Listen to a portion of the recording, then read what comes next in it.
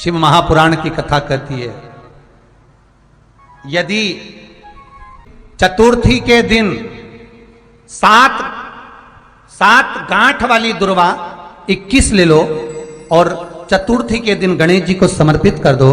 पंचमी तिथि को उस दुर्वा को उठाकर दूध में डाल दो और उस दुर्वा को दूध में डालकर उस दूध में उस दुर्वा को मल लो और जिसके सफेद चमड़ी पड़ गई हो, चर्म रोग हो गया हो, उस दूध को उस दुर्वा के साथ, दूध नहीं भी हो तो पंचमी के दिन दुर्वा का लेपन शरीर पर कर लें। आधे घंटे तक करने पर पंचमी को प्रदोष काल में स्नान कर लें। महाराज, आपको चर्म रोग में आराम लग जाएगा, सफेद चमड़ी अपने असली रंग में आना प्रारंभ हो जाएगी। गणेश पुराण दुर्वा का मूल बता। महाराज, 21 दुर्वा के 108 बंडल बना लो। अगर एग्जाम में बैठ रहे हो, सरकारी परीक्षा में बैठ रहे हो, पास नहीं हो रहे, नौकरी नहीं लग रही, बहुत जगह इंटरव्यू दे दिया, 21 दुर्वा के 108 बंडल बनाओ, उसकी माला बनाओ और देवी के मंदिर में, माता जगदम्बा के मंदिर में, अर्थात जहां शंकर पार्वती पूर्ण परिवार विराजमान हो, ऐसे देवी के मंदिर में गणेश जी के गले में वो माला अर्पण करिया है, अपना नाम बोलकर और जिस एग्जाम में बैठ रहे हैं उसका भाव वर्णन कर कर महाराज। और वहीं से एक पुष्प लेकर अपने कमरे में जहां पढ़ते हो, कांच की प्लेट में उस फूल को रख दीजिए और दूसरे दिन एग्जाम के लिए चले जाइए। आपको उसका फल अवश्य मिलेगा, अवश्य मिलेगा। आप उसमें उत्तीर्ण होंगे, फल प्राप्त होगा। दुर्वा सुख का अनुभव करा देता, आनंद का अनुभव। एक बात और स्मरण रखे, जैसे कोई की प्रॉपर्टी है, कोई की जमीन है और वो जमीन तुम्हारी कोई ने कब्जा कर लिया, तुम्हारा नाम नहीं हो पाई, या कोई उसमें लफड़ा हो गया या तकलीफ आ गई और पैसा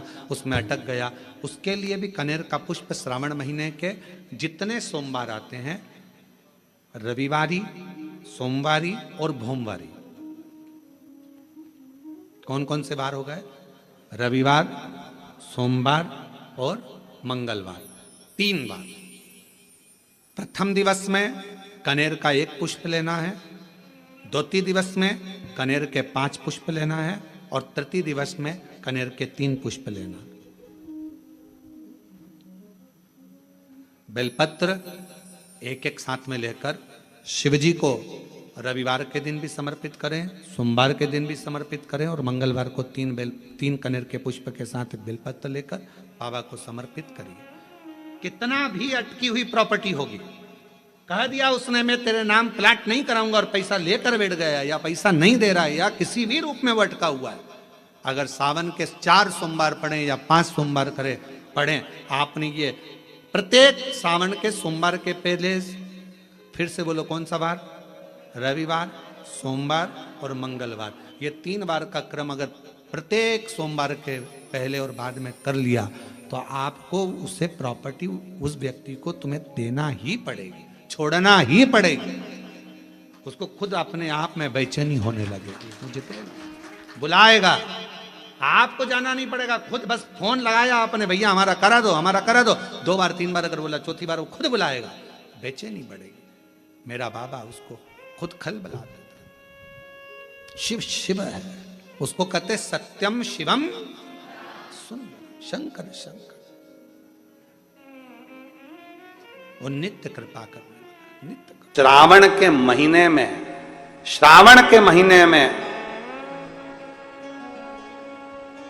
तुमने भूलवश भी अगर पार्थिव लिंग का निर्माण करा हो और पार्थिव लिंग का निर्माण कर कर अगर एक बेलपत्र शंकर को समर्पित करी हो तो वो बेलपत्र का फल मुझे दे दिया जाए। एक बेलपत्र का फल मुझे दो।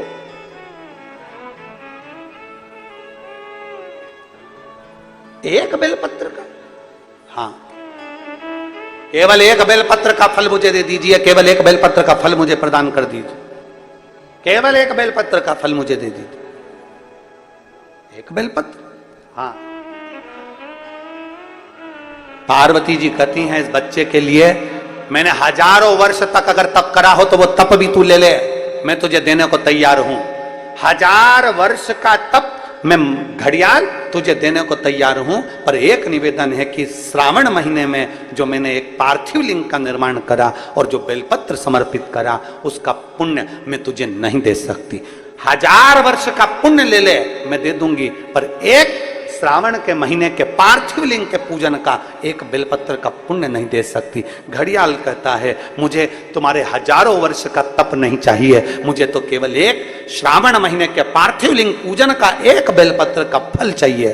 तब पार्वती जी ने विचार करा, अब जरा विचार आप करिएगा, 1000 वर्ष तक तप करने का फल घड़ियाल नहीं ले रहा है, एक सावन के महीने के पार्थिव लिंग के पूजन में जो बेलपत्र समर्पित किया गया उसका फल ले रहा है। मतलब समझने का विषय है कि एक पार्थिव लिंग सावन के महीने में बनाया जाता है और उस पे एक बेलपत्र चढ़ाई जाती है, तो 1000 वर्ष के तप का फल ज्यादा है, उसका फल ज्यादा है। 1000 वर्ष से ज्यादा तप के फल से बड़ा फल है पार्थिव शिवलिंग का निर्माण श्रावण महीने में कर एक बेलपत्र समर्पित कर। एक बेलपत्र करिए आप लोगों ने, किस किसने पूजन करी, जरा हाथ उठाओ। सभी ने करा है, रखो वापिस। आप जरा विचार करिए कि हजारों वर्ष के पूजन के फल के बराबर एक पार्थिव लिंग के निर्माण को और एक बेलपत्र समर्पित करने का फल प्राप्त हो जाए। एक और शंभु शरणे पड़े मांगू घड़ी रे घड़ी, दुख काटो दया करी ने दर्शन। शंभु शरणे पड़े मांगू घड़ी रे घड़ी, दुख काटो दया करी ने दर्शन। बोल बम का नारा है, जरा जम के बोलो, बोल बम का नारा है, सारी समस्या का हल। एक बेलपत्र में वो बल हो जाता है पार्थिव लिंग पूजन के श्रावण महीने के। हमसे लोग कहते हैं, क्या पड़ी तुमको सावन महीने में शिवलिंग का निर्माण करवाना, पूजन करवाना, ऑनलाइन करवाना, क्यों? हम कहते हैं भूलवश भी अगर कोई अपने घर में सावन के महीने में पार्थिव लिंग का निर्माण कर लेता है, पूजन कर लेता, भूलवश भी, और एक बेलपत्र समर्पित कर देता है, उसको हजारों वर्ष का पुण्य फल तप का तो वैसे ही प्राप्त हो।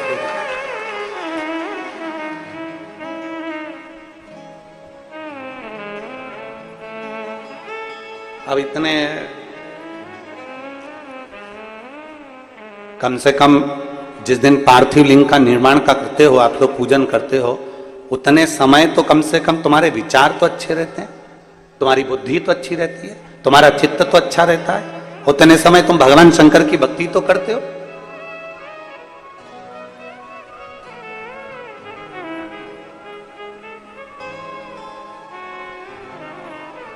तुम्हारे पास में उस समय पर भक्ति तो अविरल रहती है। रोज आप अगर शमी के पत्ते को नहीं चढ़ा सकते, महीने में एक बार या 2 बार शमी का पत्ता शंकर के ऊपर अवश्य समर्पित करना चाहिए। क्यों? शरीर में अगर कोई बड़ी बीमारी आने वाली होती है तो बाबा उस विष को समाप्त कर देते हैं, मात्र शमी का पत्ता समर्पित कर देते हैं। भले महीने में 2 बार चढ़ाओ, हफ्ते में 1 बार चढ़ाओ, तुम्हारा मन पड़े तो हफ्ते में 2 बार चढ़ाओ। ज्यादा बीमारी है, शमी का पत्ता एक शिवजी के शिवलिंग पर, और एक पत्ता जहां से पानी बहकर नीचे गिरता है ना, जलाधारी में से शिवजी पे जल चढ़ाया, जैसे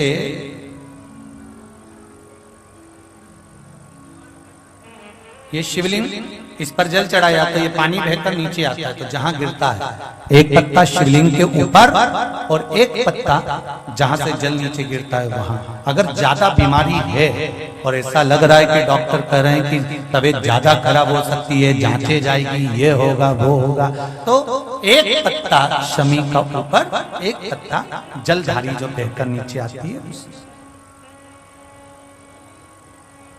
पर चढ़ाना। शमी का पत्र रोग मुक्ति के लिए जब चढ़ाया जाता है तो भगवान शंकर का अवधूतेश्वर महादेव का नाम लेकर चढ़ाया जाता है। कौन सा महादेव? जम के बोलो जरा। अवधूतेश्वर महादेव का नाम लेकर चढ़ाया जाता है।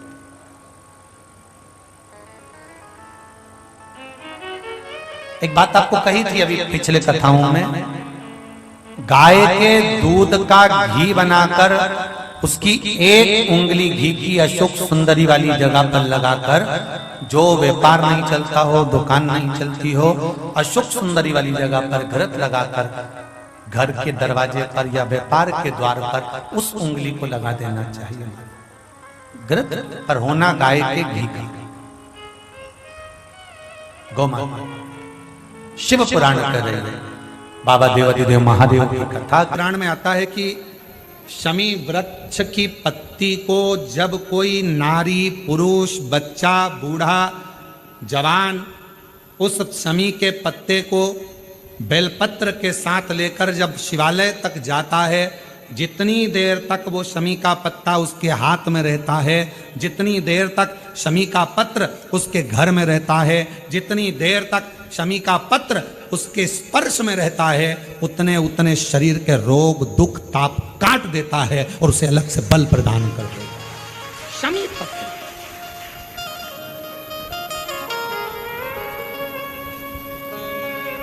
जब व्यक्ति का विल पावर डाउन होता है ना, उसको लगता है ये होगा कि नहीं होगा, होगा कि नहीं होगा, उसको 5 मिनट शमी वृक्ष के नीचे चले जाना चाहिए। 5 मिनट, इससे ज्यादा नहीं। या शमी की पत्ती को रख लेना चाहिए। पहले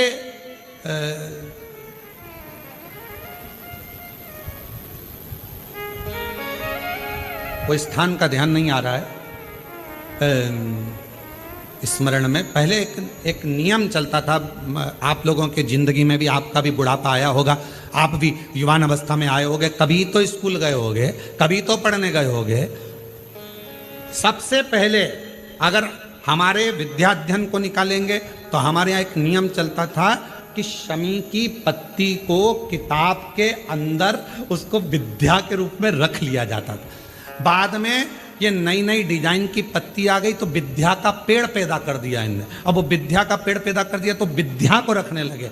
विद्या की पत्ती को लोग शमी की पत्ती समझने लगे, क्योंकि उसमें भी ऐसी पत्तियां निकली रहती है और शमी की पत्ती भी ऐसी ऐसी निकली रहती है। तो पहले नियम था कि किताब के अंदर शमी की पत्ती को रख लेते थे और कहते थे इसमें विद्या है, इसमें विद्या है। विद्या का मतलब क्या? उसको बल मिलता था, एनर्जी मिलती थी। एग्जाम में बैठा, कॉम्पिटिशन एग्जाम में बैठा, जब वो कोई इंटरव्यू देने के लिए बैठा या टेस्ट देने के लिए बच्चा बैठा तो वह खुश होता था, मेरी किताब में शमी, मेरे किताब में विद्या रखी है। विद्या से मतलब आज के जमाने में लोग विद्या का पेड़ की पत्ती रख लेते हैं, पर रखते क्या थे? जम के बोलो, शमी की पत्ती रखी क्या जाती थी? शमी की पत्ती। और वो शमी की पत्ती क्या देती थी? उस बच्चे को बल देती थी, एनर्जी देती थी। डामाडोल नहीं होगा, टेंशन मत लेना, विल पावर कमजोर नहीं होगा। पत्ती रखी है शमी की, उसके नजदीक में है, शमी बल देती है।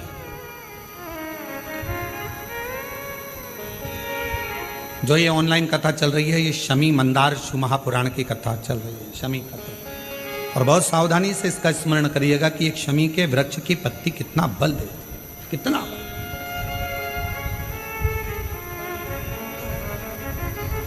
शायद आप लोगों में भी कोई ना कोई तो ऐसा होगा जिसने बचपन में विद्या की पत्ती रखी होगी। वो विद्या की पत्ती बाद में आई होगी, पहले थी वो शमी की पत्ती। कौन कौन ने रखी? जरा हमने तो रखी, हमने भी रखी। वो पत्ती तोड़ कर रख लेते थे, उसमें विद्या बढ़ेगी, विद्या बढ़ेगी। विद्या बढ़े मतलब बल बढ़ेगा, अपने अंदर एनर्जी आ, बल। अब उसको लोग आजकल विद्या की पत्ती अलग से आने लगी तो लोग उसको विद्या की पत्ती तोड़ने लगे, नहीं तो रखते थे वो शमी की। और मैंने तेरे ही भरोसे बाबा, तेरे ही भरोसे हवा बिच उड़ती जावांगी बाबा, डोर हटो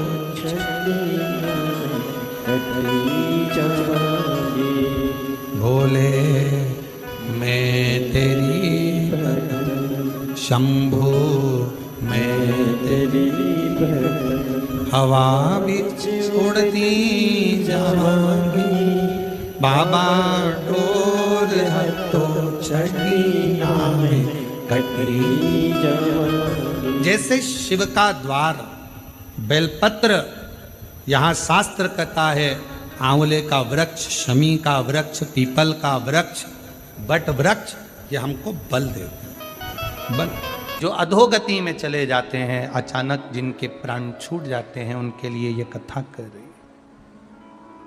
पितरों की 3 बेटियां, तीनों से गलती हो गई। आप शिव मंदिर में जाएं, कोई गलती ना हो, जल चढ़ाएं, मना नहीं, छींटा ना लगे, धीरे धीरे चढ़ाइए। और एक बात अच्छे से ध्यान में रखिएगा, शिव मंदिर से जब भी वापिस आए, जल चढ़ाकर अपना फर्ज पूरा अदा कर कर। फर्ज से मतलब जब शिव मंदिर से वापिस आए, जो पत्ती, बेलपत्री, फूल शिवजी पे चढ़े थे, वो नीचे शिवलिंग पे से नीचे गिर गए हों।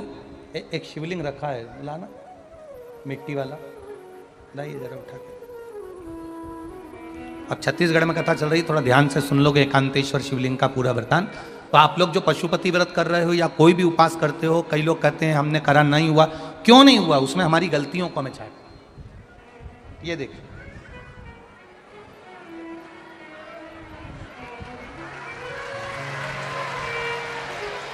अब जैसे ये शिवलिंग रखा है, आपने जल चढ़ाया, अब जल आप यहां से चढ़ा रहे हो तो धीरे धीरे धीरे धीरे चढ़ाएं, जिससे छींटे बाहर ना, यहां तक छींटे रहे ना, जलाधारी तक चलेगा, बाहर ना गिरे। और एक बात का स्मरण रहे, यदि बेलपत्री, फूल, पत्ती, जल चढ़ाने के बाद ये सब अगर नीचे गिर जाए, जलाधारी पर गिर गया या नीचे उतर गया, तुम्हारा पूरा जल चढ़ जाए, तुम्हारे पास में चंदन नहीं है, अबीर नहीं है, गुलाल नहीं है, कुछ भी नहीं हो, तो भी अपने हाथ की 3 उंगलियों से रेखा 3 खींचकर और फिर जो माला आदिक भगवान की रखी थी, उसी से भगवान का वापिस पूरा श्रृंगार कर कर फिर वापिस आइए, भगवान को पूर्ण श्रृंगार।